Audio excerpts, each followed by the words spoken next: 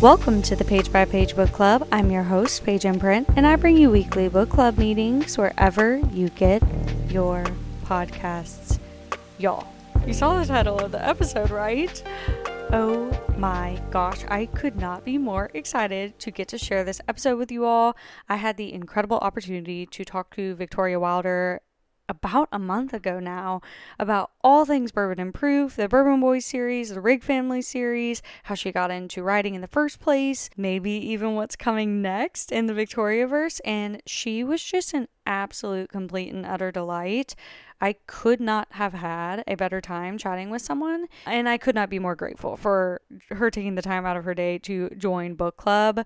I don't want to make this intro too long because I know y'all just want to hear from Victoria. So this episode is spoiler free, so if you are concerned about stumbling onto any information that you do not want to hear before Bourbon and Proof comes out, fear not, we do not spoil anything in this episode. Bourbon and Proof comes out on June 6th. If you're listening to this on release day, you have 2 more days. But if you're listening to it after June 6th, congratulations. You can download it right now. Without further ado, Victoria Wilder, welcome to Book Club. I'm so excited to have you. Excited to be here. It is release week for Bourbon and Proof. This story is unreal. I cannot wait to dive into it. We're going to dive in all things Victoriaverse today. But I'm really, really excited to talk about Ace and Hadley in particular because you're not ready. That's just point blank. Like, you think you're ready or not. It is that good. So, Victoria, what is your reader villain origin story and your author villain origin story? I mean, the best part is they're kind of intertwined. I was never a big reader as a kid. And older version me is kind of like, but I was a choose your own adventure kid. I was a movie kid. I was a movie adult. I mean, I went to school I graduated with communications and a minor in graphic design, but my focus was television production. And I thought like movies, working in film and all that was going to be where I was at. That didn't happen. I ended up working in public relations, so different path. But to me, reading was never great. My mom and my sister would always say like, oh, the book was better. And be like, yeah, right. Until it sounds so, it's a cliche moment now, but COVID happened and I was pregnant with my son, my second kid. So I was like very much home and I hit the end of Netflix. I think I hit the wall of Netflix. And I was like, okay, what else am I going to do? I had a Kindle from forever ago. And I was like, all right, let's see. And then I found a book by Layla Hagen.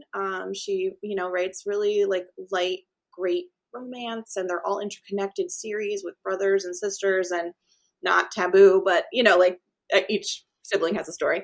And, I fell down the rabbit hole, like hard, bought the t-shirt, kept reading, did chores with the Kindle in hand. Yeah. I mean, I go big. So I went real hard on romance and was so incredible to me when you find what you love to read and like not what you're supposed to read. And I kind of always felt like reading was like, okay, this is on Oprah's list, or this is like a Reese Witherspoon pick, or this is self-help that my friends are talking about. And I just never connected with them. And me discovering romance was about me just trying to find some form of entertainment that was palatable. And who knew? I love like open door, spicy romance with great leading men and powerful FMCs. And it's still like now, like I'll choose reading over watching something. I mean, sometimes I need a break, but that's usually the thing. So yeah, so a COVID reader. And then I started a Bookstagram account. I was like, how am I going to find more books that I love? Like my public library is great, but it was limited. And I didn't have a ton of friends that read. So social media, here I come, started a Bookstagram account, found a couple authors that I like drooled over, Elsie Silver, Nikki Castle, Abby Millsaps. And the beauty of that was you got to have like a very light touch point to authors.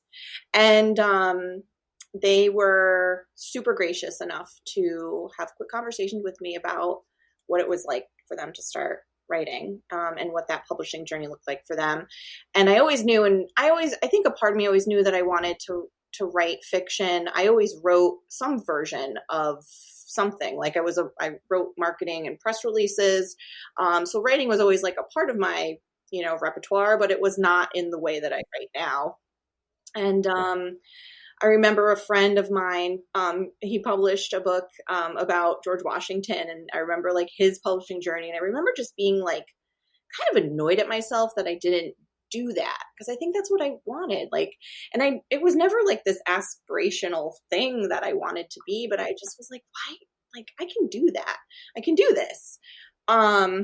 So, some really great advice from a couple of those authors, great connection points to editors and what it takes to find a great cover designer.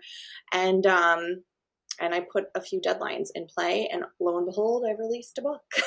And then the wake-up call happens, or you're like, I've released a book. And that does not make you a working author. It makes you a person that wrote a book. And I really wanted to be a working author. I wanted to do this for like the long haul.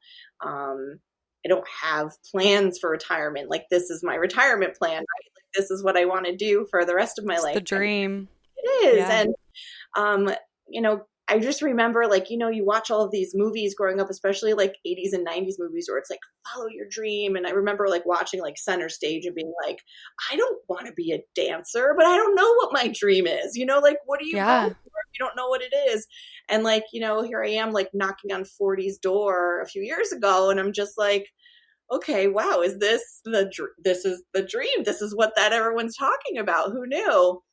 So it's been a really like, I've romanticized the journey for sure, but, I think reading romance and really falling in love with it and learning a lot about it and what kind of different audiences there are within that genre have 100% brought me to where I am now. And I feel, like I'm forever learning. I'm like still a voracious reader when I can be. But man, do I love the author journey too. That's incredible. What a cool story, too. What was your first piece of work? Peaks of Color. Yeah. That's it. I mean, I had like a short story when I was like, in college maybe, but, never saw the light of day. What an incredible debut, by the way. Oh my gosh. Thank you. That was a, let's see if I can do this book. I wouldn't change a single thing about it, even though there are many imperfections in where I look at it now, like what I would have done differently, but, get you to the next one, to the next one, to the next one. So absolutely. So at that time, did you see the whole Riggs family world in your mind, or did it kind of grow? What is your process like of writing a series like that? Yeah. So that series just grew. I knew by the time I hit the end of Peaks of Color, I knew that I wanted to write Giselle's story. It was just too good. She was just too good of a character.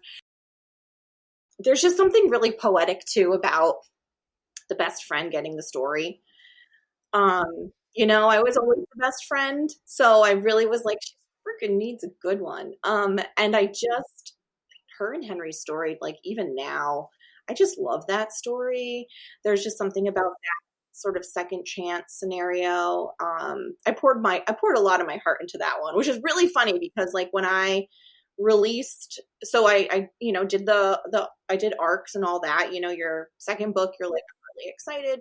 So like I had an arc reader. It was a new arc reader, I don't think they had read Peaks of Color, and man, they trashed it. Oof, they trashed it so hard.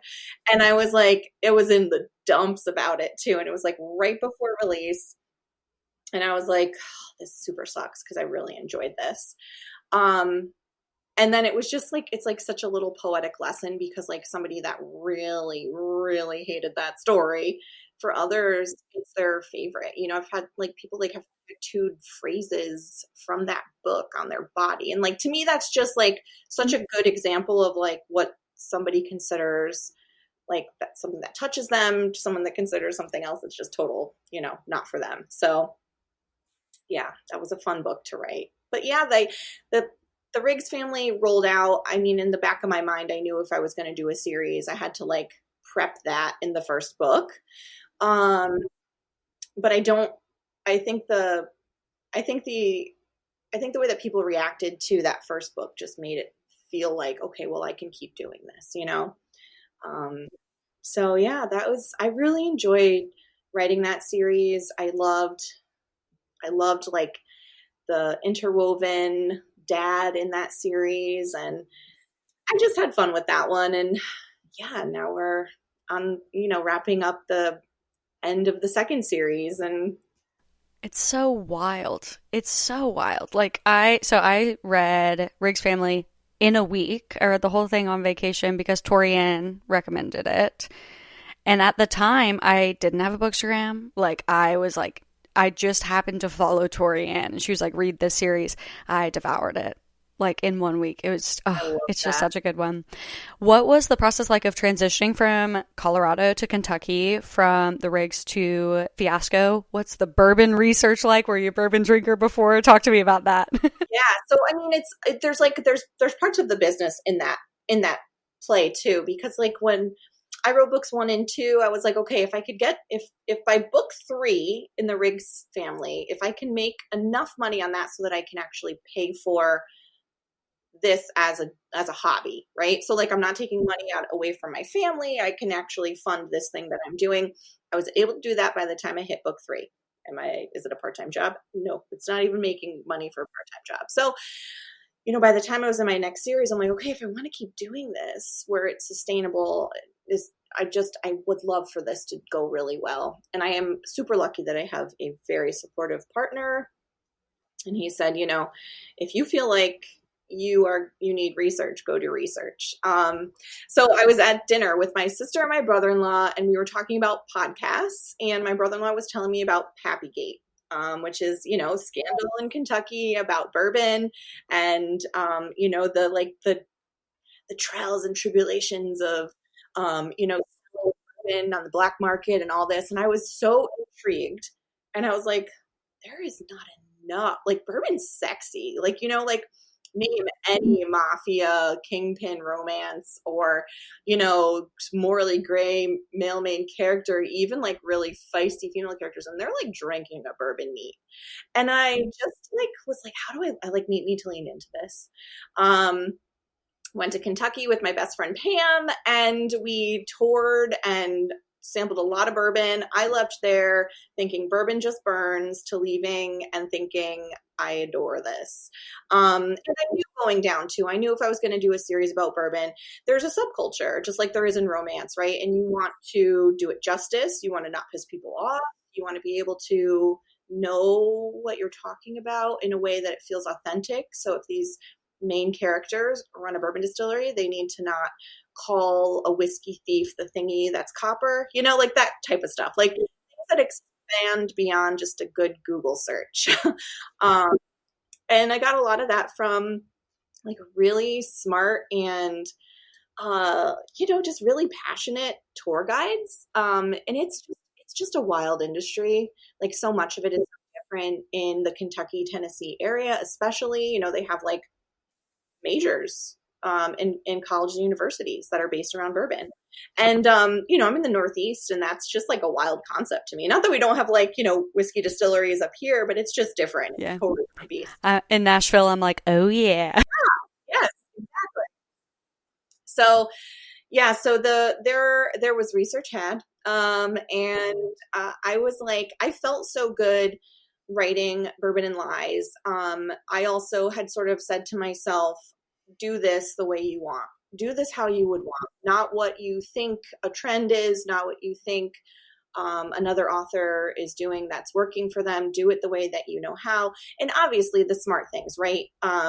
Pick good tropes, have great spice, like the basics, but also like fold parts of me into it. So, the storyline, the sub storyline of Romancing the Stone, that is my favorite movie of all time.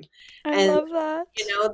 There's like so many pieces of that movie woven into that story, and not exactly the same way, but and there's like little Easter eggs. I also adore A League of Their Own, and if you listen to some of the names that are woven in this story and in the series, really, you'll catch that too. So it just, there are parts of me and my favorite things and what I identify with, that are woven throughout, that are not so obvious and in your face. And that was just really important for this series for me. And I think it paid off. Oh my gosh, yes. I tell people all the time, it's like you can have the same thing as everyone else, but the only thing unique you have to offer the world is you. Like everyone can have the same tools and same tropes and so on and so forth. And it's just like the only unique opportunity you have is to pour yourself into that. Okay, I'm going to pivot off of something you just said. I feel as though you're the queen of a wraparound and queen of an Easter egg, like you just said, specifically with those movie tie ins. So, out of curiosity, is there anything you wish more people would notice about the like wraparounds, Easter eggs, those kind of things people should pay attention to?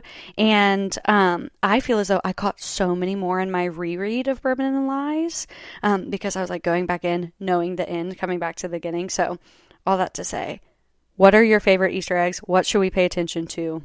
Yeah, I mean, I really love when people discover that those things on their own. Like I've had so many people like slide into my DMs and be like, "Are you a League of Their Own fan?"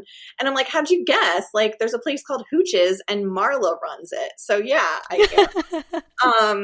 There's Jimmy Dugan Sr. that runs the hardware store. So like, there are things in there, that are a nod to.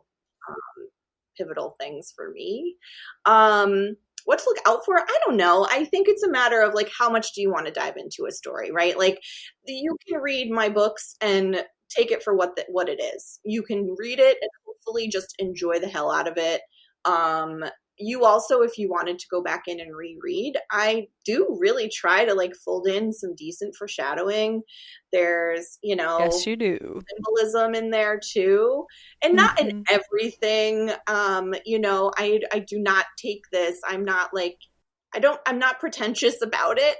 So there's definitely not that. It just sometimes just works.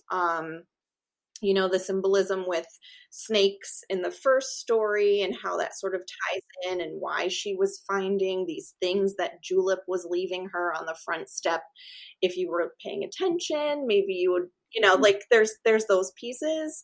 And each story is a little bit different. There's definitely little pieces, like more in some than in others. But yeah, I think it's just like I would love it if people just enjoyed the story. And if you're on the hunt for things that are a little like pique your curiosity, maybe you're not too far off. So yeah, I love doing those things. They're so fun. Like my reread of Bourbon and Lies in particular, I was like, oh my God. Oh my God. I feel like every chapter, I was like, wait a minute. Looping back. Samantha Brentmore. Like, looping back. Yeah. Oh my gosh. So do you plot those in? Do they come to you naturally? Do you plan on those things or do they just come? They usually just come. I am not a heavy plotter. I am a very loose outliner, and I write. I write and work as I go. I do very heavy editing.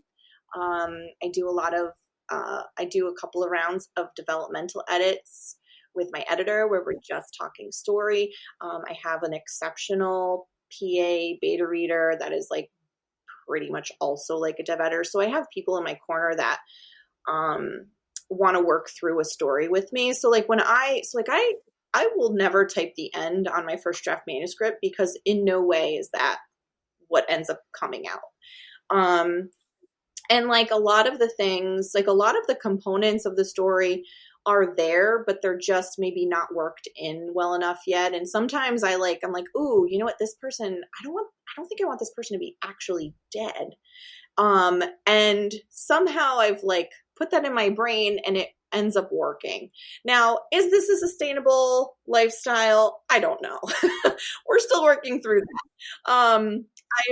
I'm leaning into the fact that there is no perfect way to write a story. If the story ends up being fucking phenomenal, then do what you do.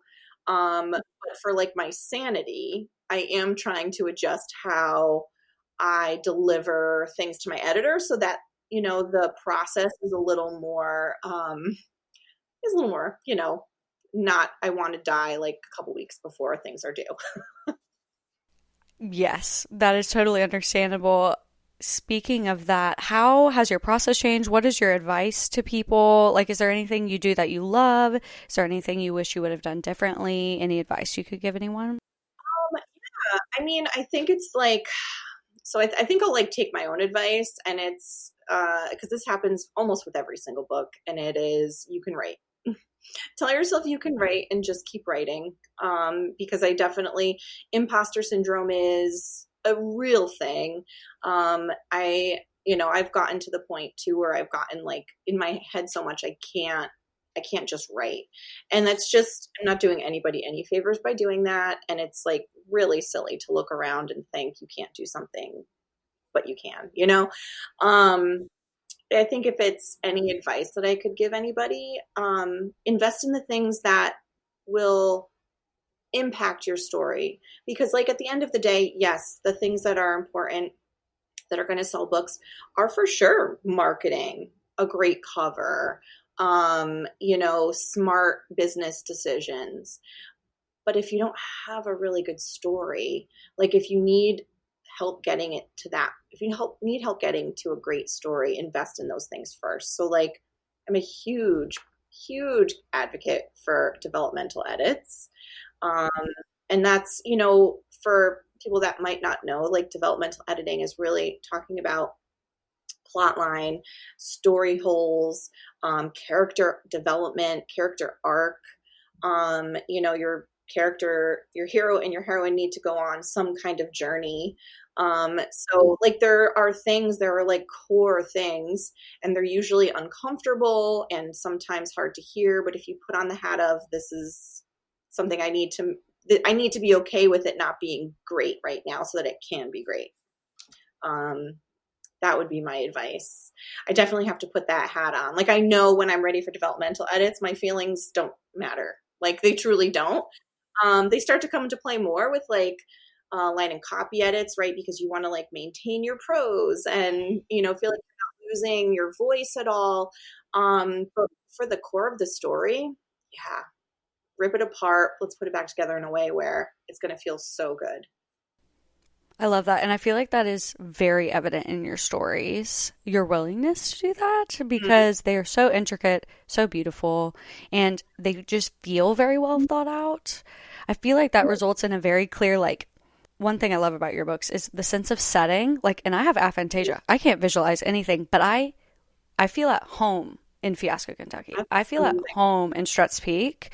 Like, it's the feeling that I get when I'm there. And I feel like that's very evident in your work. Oh, I love that. Thank Oh my gosh, of course. What does it look like to get into those worlds? Do you have a bourbon distillery in mind with Fiasco? Is it something entirely new? What is your inspiration process for your settings? It's usually like pieces. It's never one particular place. And like there's definitely parts of Kentucky that I was in that I was like, ooh, I could see this. And like you have thoughts about. I write small town.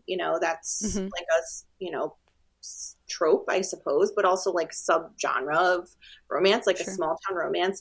And you just have these expectations of what a small town looks like and feels like Hmm. as a reader, maybe not in practice, but as a reader, like there are things that you Yes. expect from it.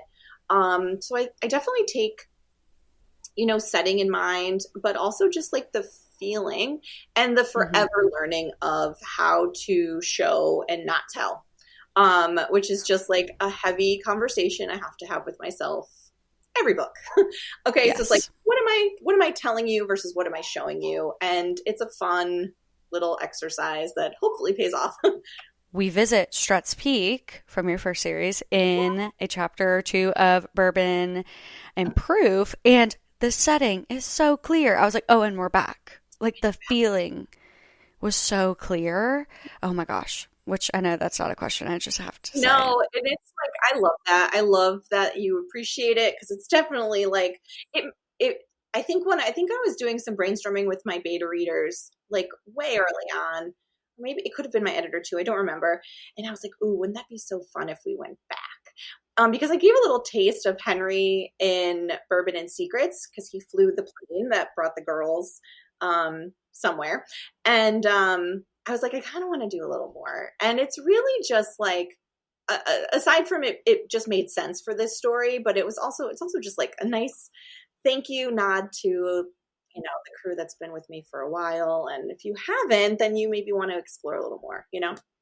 And you absolutely should explore a little Yeah. more because it's just phenomenal. So, switching from how much I love your settings, I want to talk about FMCs for a moment. I am on record consistently saying no one writes an FMC like you, and I mean that from the bottom of my soul. Thank you.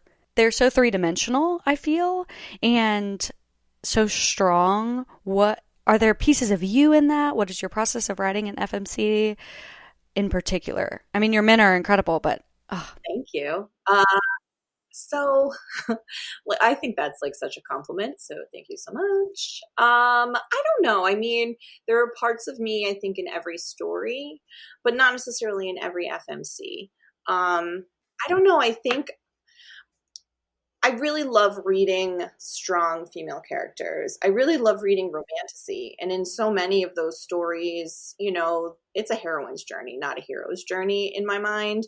And I want to read a book where I see somebody growing, but somebody that I like also respect, right? Like if I can start a story and feel like I can connect with them in some way, right? I can see a part of myself in that person, maybe something they do or a way that they feel. I always love that. I feel like that grabs a reader. But then if you can end the story thinking, oh gosh, she is goals, then I feel like you've done something amazing. And like for me, that's the goal, right? Like if I can write an FMC where a reader connects to them in some way, and it doesn't even necessarily have to be like a vulnerable piece of them. It could just be something as simple as, I don't like wearing bras either, like something mundane. But you can leave the story and being like, oh my God, like I want to freaking hang out with them. I want to not just be them. I want to like be a part of their world. Then it's a win. So yeah, the goal is to never write a cringy FMC. that you have not done, not once. Oh my gosh. Every single one of them. And moving into Bourbon and Proof, we've seen so much of Hadley in these past two books, and we've seen one side of her. And it's kind of the side that she shows the world. What was it like to show the peek behind the curtain in her POVs? Because she is so much more in the best way, and she was already incredible. What was it like to finally write her story? Very intimidating. So it was very intimidating because, she's got these great one-liners, and I feel like I knew even from the first story, even from Bourbon and Lies, I knew that there was just more to her than what she was showing. And a lot of times I think people that have, like are really quick-witted and funny and snarky, there's always so much more underneath the surface. And they're probably also brilliant. Like the funniest people are a lot of times just like the smartest in the room as well. I just felt that way about her. And yeah, her story, the way that her story unfolds feels authentic to her. And I just leaned into it. I wasn't sure how I was going to go with the suspense line for Bourbon and Proof, but the way that it unfolded, it just felt really authentic to her story. And, I tried other things. I tried at the beginning to see if I can, turn things around and make it more about Ace and his backstory. And while that definitely is a part of it, it's so much more about her. And she grows in this story, but I think she grows even more since like book one up until this story. And she goes through it. We know like by the end of Bourbon and Secrets, her dad is arrested for these like really horrific things. And, I just thought to myself, God, what is she going through? Like what kind of like mental and emotional toll is that taking on somebody that has to like be, just the funny, like amazing one. Yes, all the time. I I just loved her so much, and I'm so excited for everyone to meet her because, or she, her, but like truly get to know her. And Ace was her perfect match. in every way. I thought so too.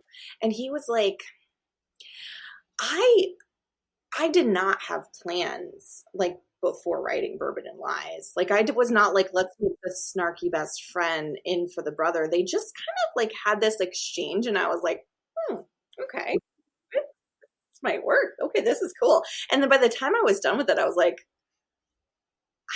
I'm not ready to write their story, so we'll give them some time. And it worked out great because like if I had written their story second, the storyline would have been different. Like it just would have been different. So yeah, I think they've got really great on-page chemistry.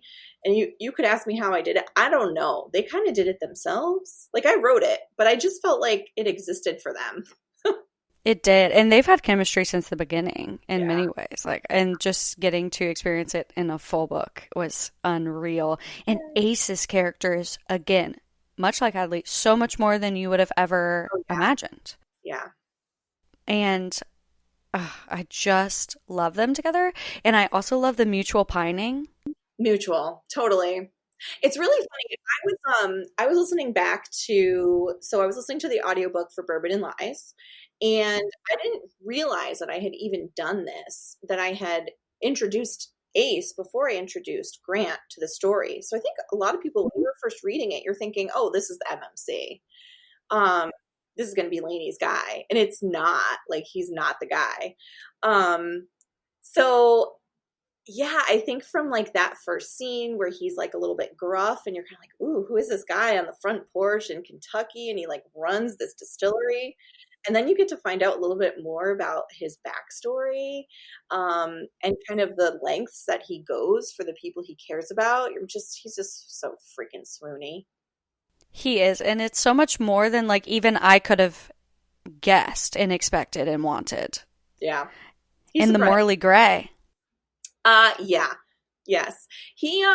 I knew that if any of the main characters were going to be morally gray, and like Lincoln definitely has, I mean, he like slit a man's throat, like, he's also like a single dad. So like talk about the lines. But I knew that Ace was going to be my dark horse. And yeah, he rides up on his dark horse and does a lot of morally gray things. That he does. And what I liked about him was the duality of it all, where he's so strong, he's so manly, he's so daddy, but also like he is so gentle for her. Yeah. Yeah, he's kind of a goner for her. And like some of the things he does are so questionable, right? So, You find out just how obsessed he is with her quite early. You do. You totally do. Which is such a fun thing because I love each of their POVs separately, the mutual pining of it all. As the reader, you're like, hey, you're obsessed with each other, by the way. Yeah, obsessed. Obsessed. To a point where you're just like, if this was real life, this is not healthy. But it's not. But it's fiction. So I do have to say, Marriage of Convenience is one of my favorite tropes, and this is officially my new favorite Marriage of Convenience book. It is the best execution of this because it's the whole situation leading up to it. It's so different, but in the scenario of the story, when you're immersed, it's like this was the only way. This was the only way for it to work for them. I knew that they needed to have like something to stick them together. Like it was inevitable. But I love playing with tropes, but I love playing with them in ways where they're not the same. Like there are some things that you can expect in a trope, and if you don't get it, you're like, what do you mean he didn't say my wife? And it is a Marriage of Convenience. But he does like a lot. So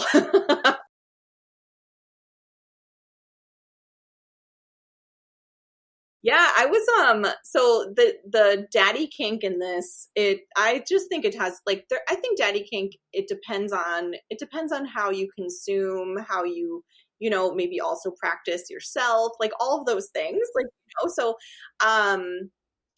it is true, I think, to their characters how that was done. But I definitely include it. I don't know that I included it in your version because there is an updated proof read version now. But I definitely added it as a trigger warning because maybe for some people it's not for them, but there's definitely daddy in this book. And it's light, like there's a very light dom sub touch point. But it's light. It's on the lighter side. Doesn't mean the spice is light. Just means the kink No. exploration is. I think maybe other than a peak performance, I think they're right together as maybe your spiciest, in my opinion. I'm just one person. What do you think? Oh yeah, I think this one is my spiciest. I think it gets pretty aggressive. I think people would classify it as a slow burn because I don't think you get much till later.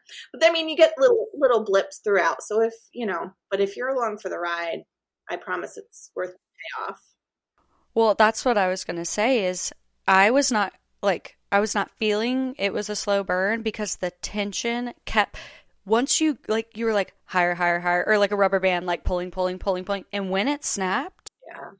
Yeah. oh, yeah, it snapped. It was so, so good.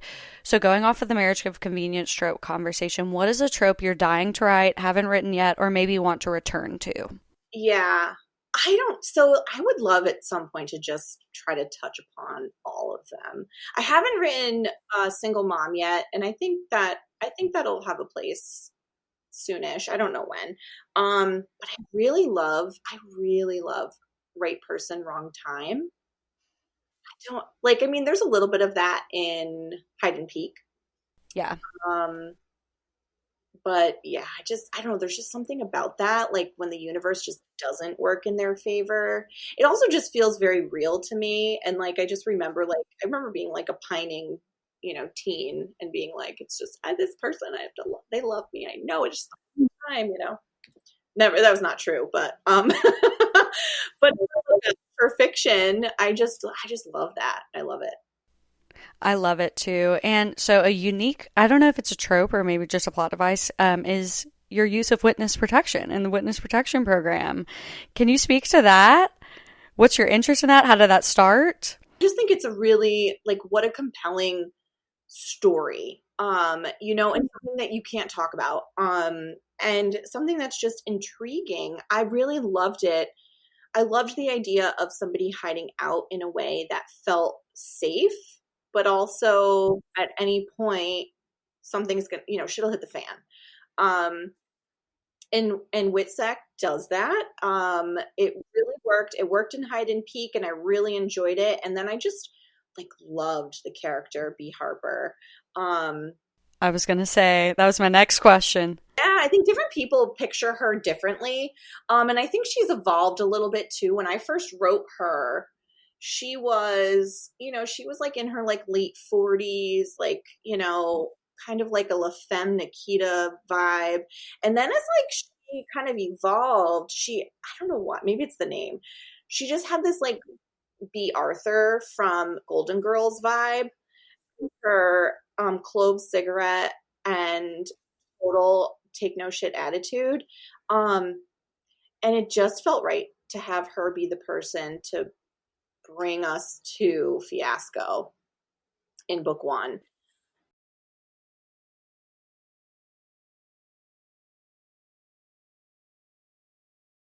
She's got a bit of a backstory. It worked out really nicely. And yeah, she makes her way through each of the books in a different way. So it's not, the same, but in a different, unique way each time. So yeah, I love witness protection. I feel like it's a really cool way to play with, romantic suspense, especially.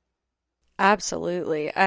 It's one of my favorites. It's one of my favorite ways to recommend your books to. It's just being like, well, I'm interested in witness protection. Yeah. It's usually tell me more. Yes. Oh, it's and it's not very common. And I'm like, oh, I want more. I want more. I want more. I'm going to do a major pivot here, but I'm so glad you mentioned this. I am one to talk a lot about my husband and how grateful I am for his support. And you mentioned how grateful you are for your husband's support. Can you speak on, as an author, what it looks like to have a support system and what that means to you, how important it is?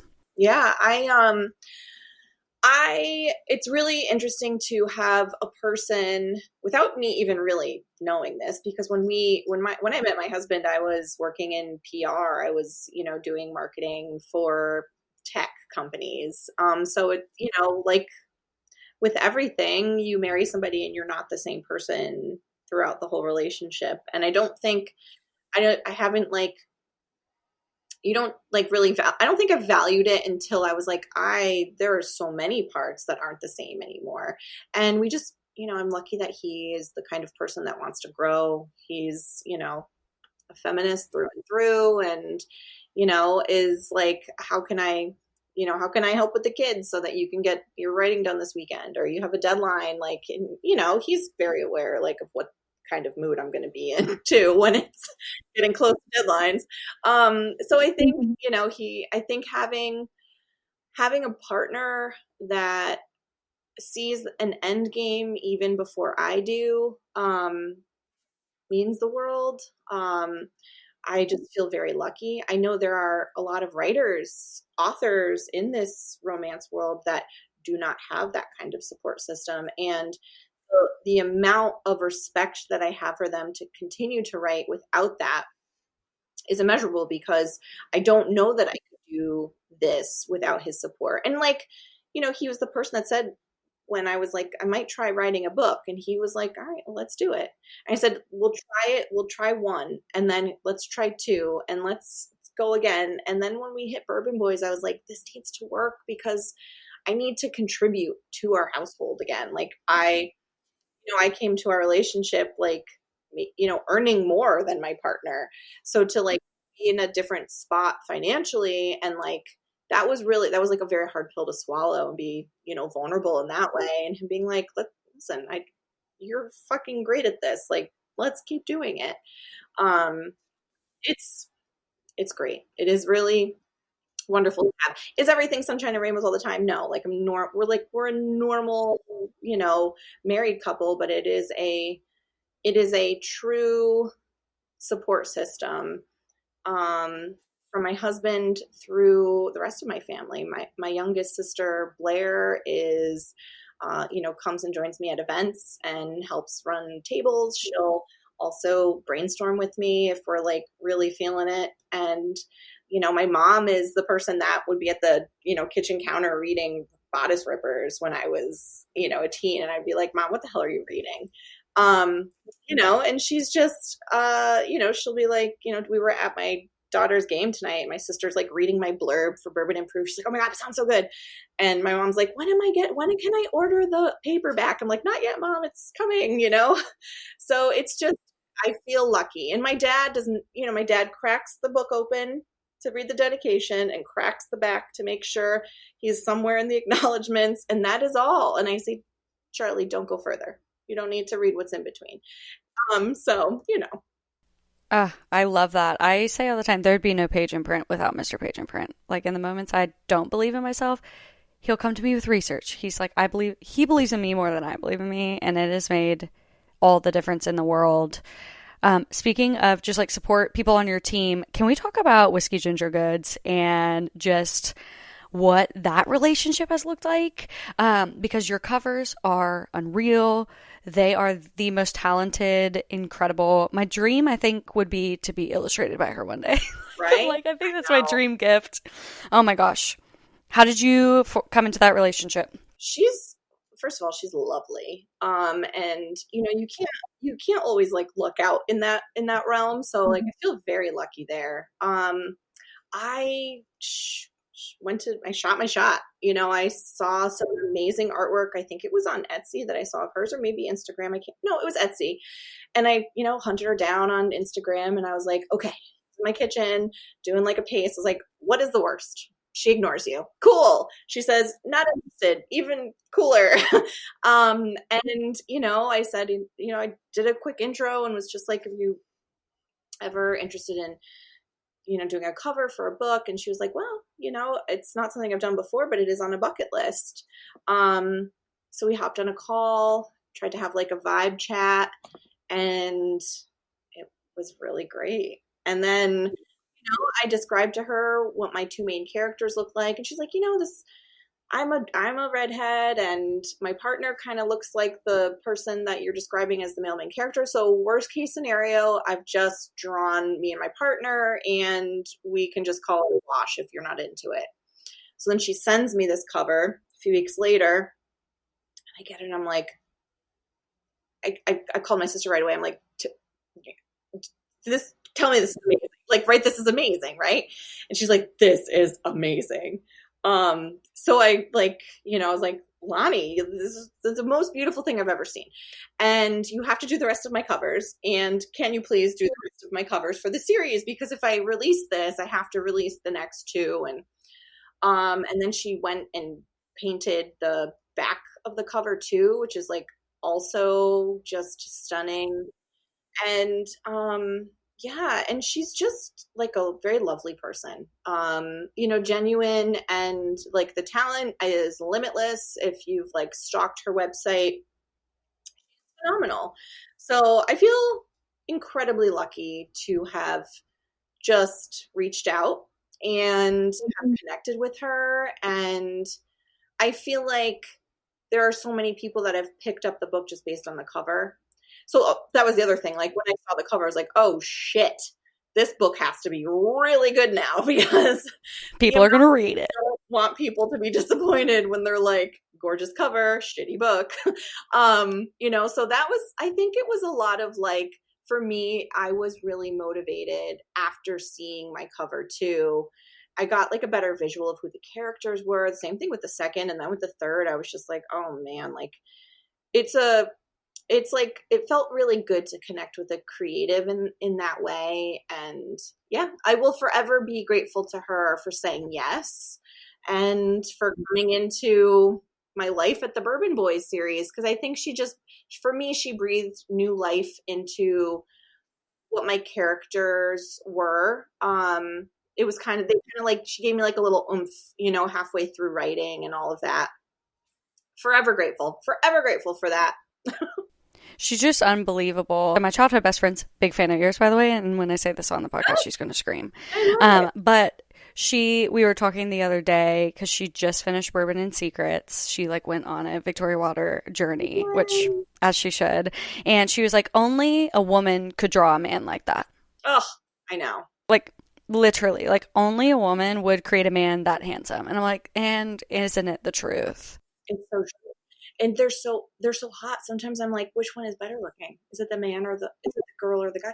Because like they're both stunning. Like in each story or each book cover, they're beautiful. And I'm like, oh man, they're just stunning. And now she's like, every time I see something new from her, like a new cover, I'm just like, oh my god, it's so beautiful. I have a shelf of just her stuff. Like it's just so good. This is kind of a random side quest, but your characters are older than some of our standard romance characters.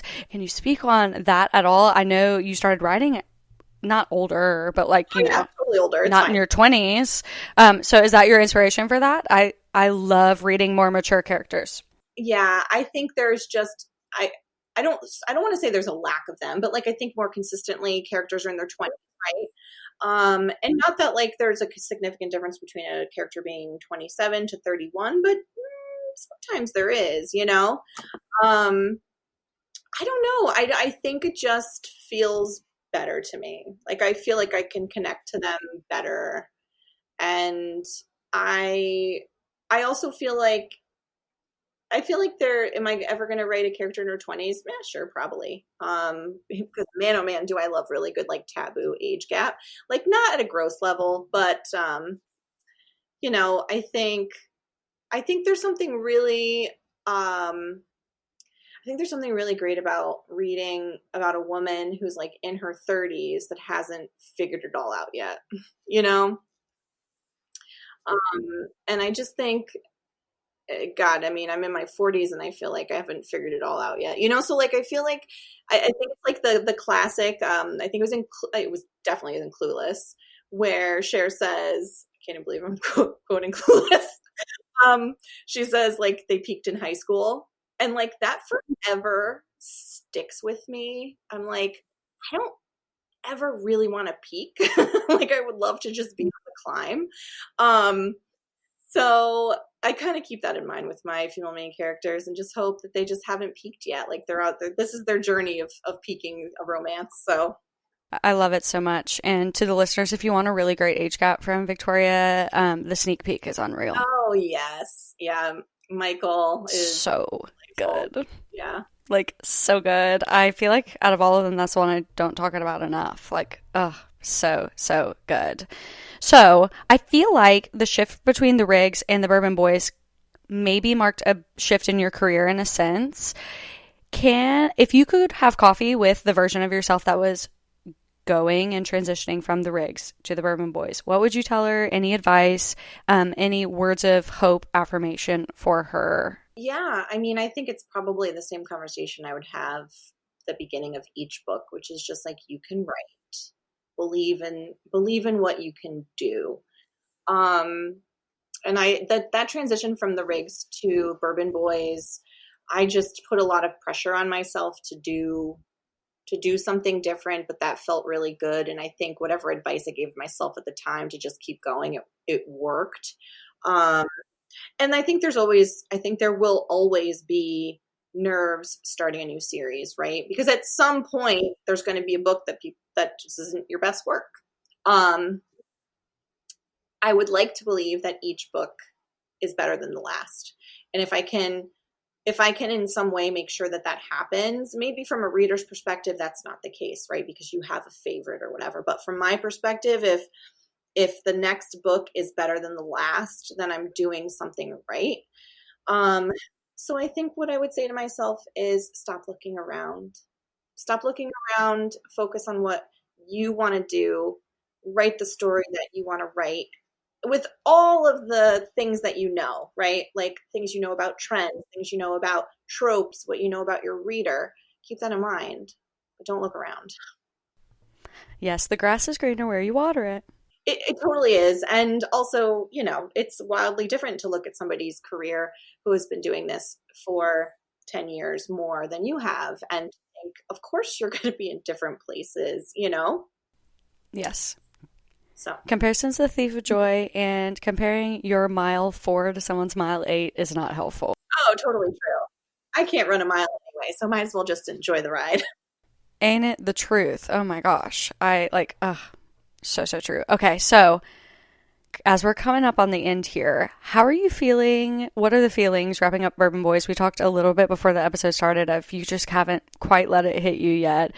And then can you speak at all about what's next? Yes. So Bourbon Boys, I don't know. I think this series is going to just be like a little piece of my heart, and I think it's just beginning, I think it's the end of the series, but I think for a lot of readers, maybe they're just discovering who they are in this world.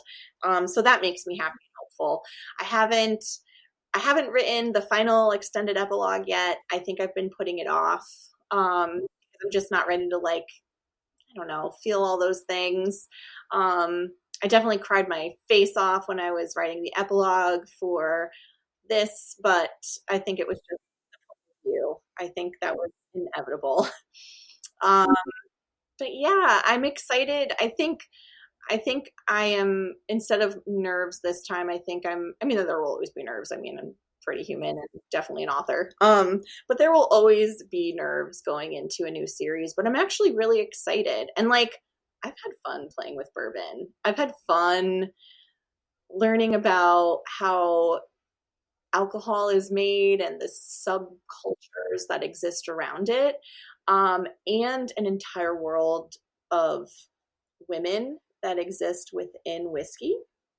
So my next series will be about women in whiskey.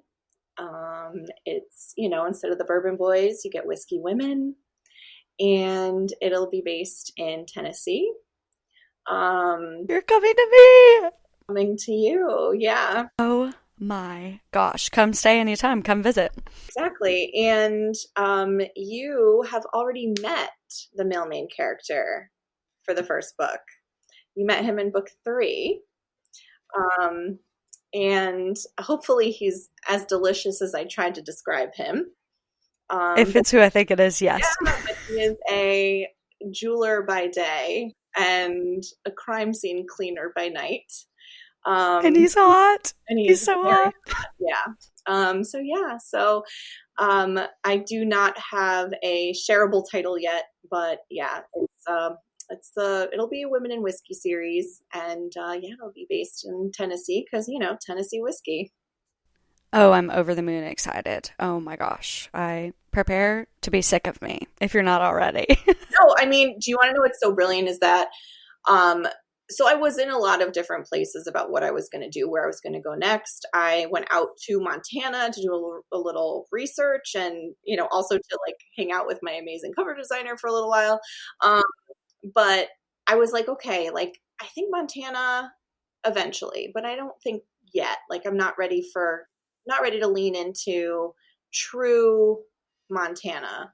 But I do really like in the back of my mind, I always had like this women in whiskey thought process. And, as I was doing research for Bourbon Boys, like there are women in bourbon, like so many women. There are so many women that drink bourbon, drink whiskey. It is not it is like everything else, right? It feels so heavy male dominated, but like the women that participate are probably like the biggest movers and shakers. And it just felt like inevitable that I need to explore that more. So yeah. Oh, I'm over the moon excited as a Tennessee whiskey girl. Yes. And there is a different way that Tennessee makes their whiskey than other places.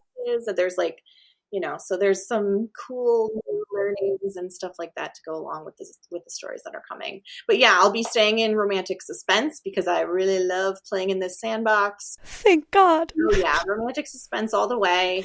And the things that you can expect from me: spicy, really good tension, hopefully, authentic and strong women, swooning men. Totally. That's the game plan. Everything we love. Okay. Yeah. Well, I love it. As you have a captive audience of Victoria Wilder lovers, because that is what we create here at Book Club, is there anything you want to share with Book Club, with the people? Oh, gosh. No. I mean, so is there anything new to share other than what I've already word vomited on this podcast? Probably not. But I will say one thing, and one thing that I like, if people ever make it to the end of the acknowledgments, like one of the biggest things that I am very thankful for is the reader community. I would not have published if you didn't exist. And, the idea that readers are so passionate about stories that they love that they will have conversations with you about characters, and that other readers will recommend your story to their friends, even their friends that are not online, right? I would not have a career without that. And I think that will never be lost on me, so for as many stories as hopefully I can put out through my lifetime, in real truth, it only happens because of the community that you guys have built. And there's a part of me that will never be able to thank you enough for it. So, to anybody who has been a part of it, thank you. Yes. Truly. Well, thank you for writing it and for giving us something to talk about and immerse in and see ourselves in. It's a privilege to read, truly. Like, you are a gift. No. But I think that'll wrap us up. Yay. Thank you for attending Book Club and for spending your time with me. Anytime you want me to come spend time with you, count me in. Oh, and you can count on that. All right. Well, I will see you in the next one.